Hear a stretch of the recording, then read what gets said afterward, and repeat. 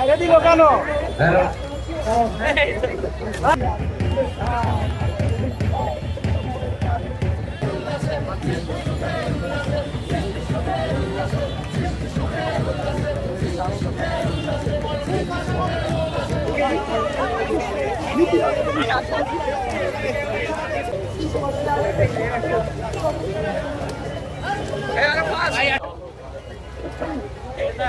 আরে দিব কেন? একটু মোবাইলে টান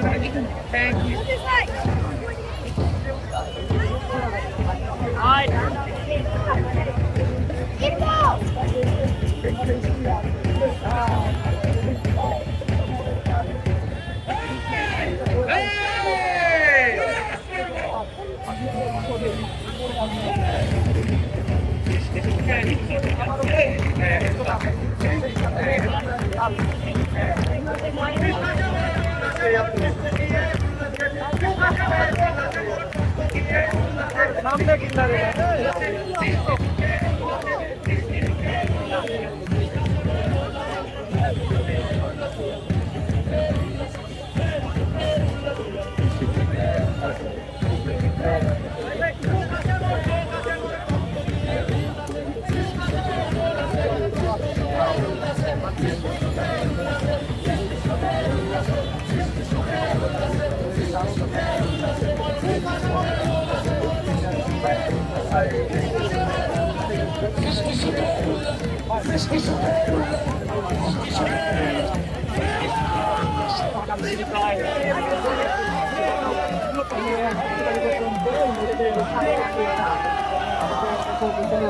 সর্বশেষ তারা আসলে বিজয় ছিনিয়ে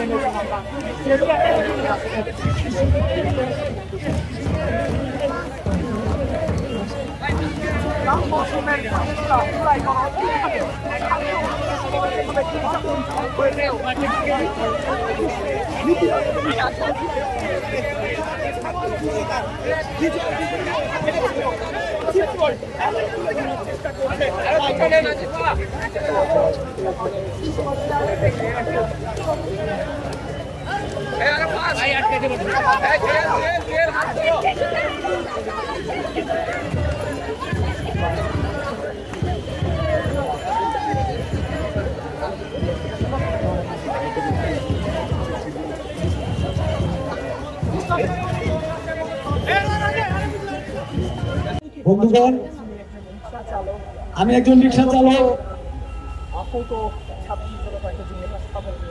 ছাত্র জনতার এই অভ্যুত্থানের পরে বা আগে আপনারা জানেন যে আমরা সকলে আমাদের যারা রিক্সা চালায়, ঢাকা শহরে যারা রিক্সা চালায়, প্রত্যেকটা ছাত্রদের সংগ্রামে আমরা দেখেছি এই রিক্সা চালক আমরা যারা আছি আমরা সবসময় ছাত্রদের পাশে ছিলাম এবং শ্রমিকদের কোনো সমস্যা হলে আমরা দেখেছি যে ঢাকা বিশ্ববিদ্যালয়ের মতো জায়গায় এখানে আজকে মিছিল হচ্ছে, শ্রমিকদের পক্ষে মিছিল হচ্ছে।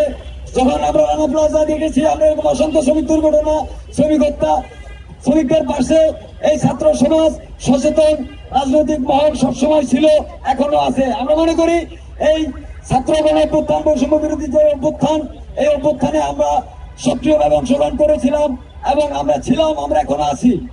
কিন্তু বন্ধুগণ, আমাদের দুঃখের বিষয় যে আমাদের এই বৈষম্য বিরোধী আন্দোলনের পরবর্তী মুহূর্তে আমরা জানি যে দেশ একটা